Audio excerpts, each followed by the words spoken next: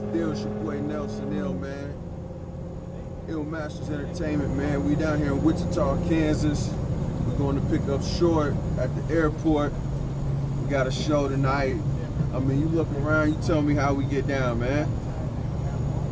That's what I want you to do. Do yourself a favor real quick before you look around, man. I want you to look around where you at right now. Look around where you at. You in your house, you in your car, wherever. Look around where you at. Now I want you to look around where I'm at.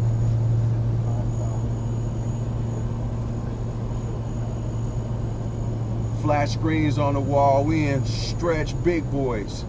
It's not like a stretch limo. It's like a stretch excursion. We do things like that, man. This is the pre-party, the pre-scene. Later on, you're going to catch up with me and see how we get it in this evening, man. Nelson Ill, EL all day, boy, hood politics. You know how we get down? Check me out. Yo, what's up, y'all? It's Too Short. You in the house watching Pyramid West TV. That's how we do it, baby. What if you do? I'm gonna tell you this. Trues and bows ain't really shit. You wanna roll so hard all the time. You and that bitch playing Too Short rhymes. Well, if you ask me what it's all about, I say, but if you ask me, did you have some? I say it. Now Ronald Reagan came up to me. He said, do you have the answer to the U.S. economy and a cure for cancer? I don't know, people, ask me about longevity and, how to hang in the game, but, honesty is, me and the crew, the people that I choose to work with over the years, we make good music. We've been making a lot of good music, but the secret has always been the work ethics, the amount of work that I put in. When I was a teenager, long before I ever knew what a studio was and we were just making homemade tapes, we used to get out on the streets and, we'd catch the bus and we'd walk for blocks and blocks and blocks trying to find people to buy our tapes.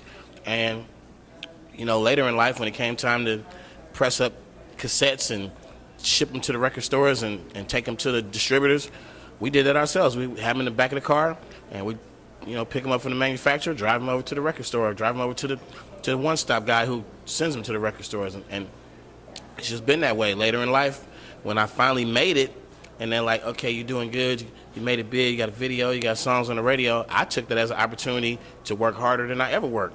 And I just feel like if you don't know that, if you feel like there's a certain point that you reach where you kick your feet up and you sit back and you go, I made it, I finally made it, that's a recipe for disaster right there. I never made it. I'm never satisfied. I'm never without trying to accomplish another goal. So I think that outside of the talent, that's what you do with the talent. You work hard. Well, if you were in my day, as we saw hip hop emerge commercially, it was all about a party, a dance, the DJ, the call and response or whatever, and the people that looked at it who were already in the music industry, who made a lot of money off R&B and rock and roll, they just hands down said, hey, that's a nice little cute little fad. Let's put a couple of records out on it, but it's not going to last. It's going to go away. So if you read anything in the media in the late 70s, early 80s, rap was not even just rap music. Hip-hop, the culture, was spoken about like a dance, like the new latest dance. And it was no doubt about it that it wasn't real music. It wasn't more than some kids with some spray paint spinning on the ground, talking in rhythms, and it had no weight to it as far as longevity. But as we look around now, hip-hop is it's a multi-billion-dollar industry, and it's all over the earth, and it's just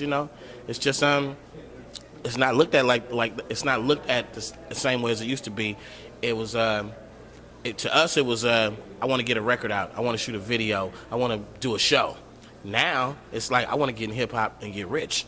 So that's a big difference.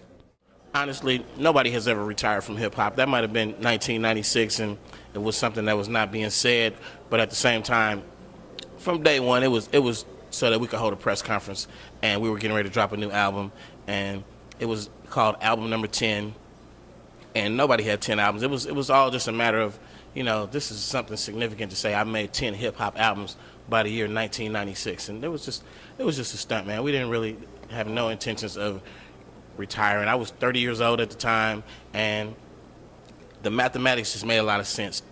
10 albums, 30 years old. Even back then, I mean, 30 was like a granddaddy rapper. You know, I've always been the granddaddy rapper. So it's like, you know, they're like, old man, you rap, you're 31 years old, you're still rapping, you're an old man. So, you know, I kind of think part of what my legacy is right now is to tear down that stereotype that hip-hop has an age limit. And I'm doing it to the fullest, right along with my man E40 and a couple of other OGs out there that, you know, Ice Cube, you know, we can still make good records, and we still have fans, and we still, you know, people love to see the shows. Every female in here right now that got a baby daddy that can't keep up on his fucking payments.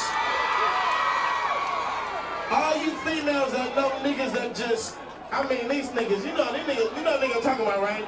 Nigga talk a good game, but you know what the truth is about that nigga? Where my DJ at? Nigga don't act like a females only sing that shit. That's why I don't got ladies only, ladies only. That's why I just want me for this baby. Sing this shit, baby. Ladies are here for the ladies. Come on, ladies. See me, I get everything I want to get. I have some fun with it and make a mama trip. Cause a mama in life, it's a problem. I bring players at the game, and treat it back on the good shit. Acting right, he hit it with the fuck you, now it's better than life. What you gonna do when you lose her? She got a nigga on the side just to use her. If it's me, I'm parking at the front door, and she be knocking on the bedroom window. It's in the shadows, it's in the shadows, but you don't know that you shine like a bitch. Feelings hurt, ready to cry. You can't believe everything she said was lie. You got a lot of bitch living not more than you. I never underestimated. Where the ladies at? Where you at? The ladies only. That's why I don't got love up. Where the ladies at? Oh, that's why I just want me for this pain. One more time, baby. Please don't marry it. I like it. I like it. Well, for years and years, me and E40 have been friends. Before we both signed the jive, during the entire time we both signed the jive, and we still remain friends to this day. And while we were on jive, we always wanted to make an album together. Figured we're on the same label. Let's take it to the label and say, hey, do an E42 short album. But that's not what they wanted. To this day, we have no idea why they didn't want us to collaborate, because if we would have made an album together 7, 8 years ago, it would have been probably much more significant than it would be now. But, you know, we the OGs. We still, you know, he's got songs in rotation. I got stuff in rotation. We're defying the odds of what hip-hop says it's supposed to be. And like you said, you know, I'm personally 44 years old. I think I got 40 by about 2 years. And, you know, we got a hot song moving around this summer. And it's just not supposed to be that way. So, of course, we're still entertaining the idea of doing a project together. And, you know, as we speak, we've actually recorded, you've heard of quite a few Too Short E40 duets, songs that were on, the same songs we're on. We have twice as many songs as that you never heard. So we're in the lab doing a lot of stuff, and, you know, sooner or later it's going to come to the surface. I think we're both shooting for a 2011, like, you know, middle of the year kind of release. So just look out for it. You'll know it's coming. Well, you know, I'm actually getting ready to do another studio album, and, you know, with the label, the release, the promotions, all that. But I work so much that it just burns me up to have all these songs that nobody ever heard and not release them. So here comes the digital age, and, you know, digital only releases, and, you know, MP3s floating around and all kind of stuff, and file sharing and stuff. So I figured, you know, I got a lot of songs. It's nothing for me to go in there and knock out 14 hot songs, but I just wanted to, you know, venture off into the digital only stuff. I had been doing some releases through my Up All Night crew, and we dropped a few compilations. Some hit the stores, and some were just online only. And I just decided to put out a digital album. Those songs that you hear on Still Blowing, which is available on iTunes, wherever you download music, is they will probably, some of them will probably make an album one day. But right now it's just, there's about 12 more songs I'm getting ready to release in this project called Respect the Pimpin.